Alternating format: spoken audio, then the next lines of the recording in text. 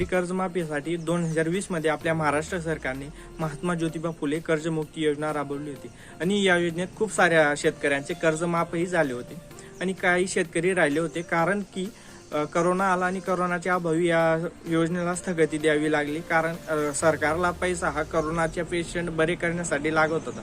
परंतु आता ज्या शेतकऱ्यांची नाव आली नव्हती आणि ज्या शेतकरी या योजनेपासून वंचित होते किंवा ज्यांना या योजनेचा लाभ भेटला नव्हता, तर अशा शेतकऱ्यांची महाराष्ट्रभर यादी ही लागलेली आहे आणि या यादी पाहण्यासाठी आपण ज्या बँकेतून आपण कर्ज काढलं होतं तर त्या बँकेला भेट देऊन आपण चेक करू शकतो की आमची कर्जमाफी झाली की नाही।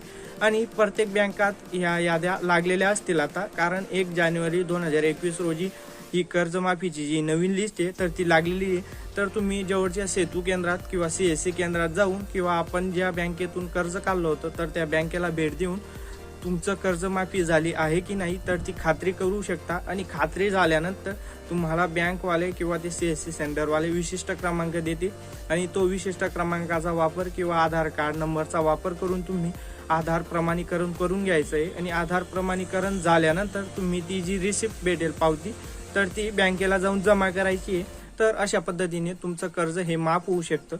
जर का तुमचं यादीमध्ये नाव आलं असेल तर तुम्ही आधार प्रमाणीकरण करून घ्यायचं आहे।